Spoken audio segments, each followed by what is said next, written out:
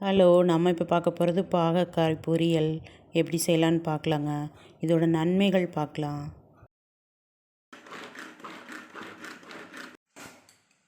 இந்த பாகற்காயில் கசப்பு இருக்குது இல்லைங்களா, வாரத்தில் ஒரு தடவையாவது இது எடுத்துக்கோங்க.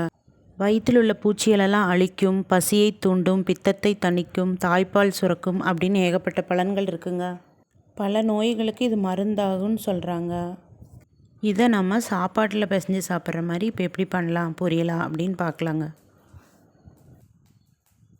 பாகற்காயை வச்சு புளிக்குழம்பு, கிரேவி, அப்புறம் ஃப்ரை இதெல்லாம் பண்ணுறாங்க இல்லைங்களா. நம்ம இப்போ பொரியல் பண்ணலாம், சாப்பாட்டில் பிசைஞ்சு சாப்பிட்ற மாதிரி. கடலெண்ணெய் சேர்த்துட்டேன், கடுகு சேர்த்துட்டேன். கடுகு பொரிஞ்சதுக்கப்புறமா 1/2 ஸ்பூன் சீரகம், கடலைப்பருப்பு, உளுந்தப்பருப்பு எல்லாம் சேர்ந்தே 1 ஸ்பூன் வர மாதிரி போட்டுக்கணும். இப்போ பெரிய வெங்காயம் பொடி பொடியாக நறுக்கி வச்சுருக்கேன், பூண்டு 2 பொடி பொடியாக நறுக்கி வச்சுருக்கேன், வரமிளகா 1, பச்சை மிளகா 2 காரத்துக்கு சேர்த்துருக்குறேன். நல்லா எண்ணெயில் வதங்கி வரட்டுங்க. பாகற்காயை நான் ரொம்ப பொடியாக நறுக்கி வச்சுருக்கிறேன். நீங்கள் என்னோடய சேனலை இன்னும் சப்ஸ்கிரைப் பண்ணாமல் இருந்தீங்கன்னா சப்ஸ்கிரைப் பண்ணி வச்சுக்கோங்க. வெங்காயம் நல்லா வதங்கி வந்ததுக்கப்புறமா நம்ம இந்த பாகற்காய் சேர்க்கலாம். பாகற்காய் பாருங்கள், இந்த மாதிரி நல்லா பொடி பொடியாக நறுக்கி வச்சுக்கணுங்க. இதில் குக்கரில் செஞ்சிங்க அப்படின்னா ஒரு விசிலில் நிறுத்திடலாம். இப்படி கடாயில் செய்யும்போது கொஞ்சம் நேரம் ஆகும் வேகறதுக்கு. பாருங்கள், பாகற்காய் இப்படி சேர்த்தோன்னே மஞ்சத்தூள் 1/2 ஸ்பூன் சேர்த்துருக்குறேன். மிளகாத்தூள் அல்லது சாம்பார் தூள் 1/2 ஸ்பூன் சேர்த்துக்குங்க. 3/4 ஸ்பூன் கூட சேர்த்துக்கோங்க உங்கள் காரத்துக்கு தகுந்த மாதிரி. மல்லித்தூள் 1/2 ஸ்பூன் சேர்த்துக்கணும்.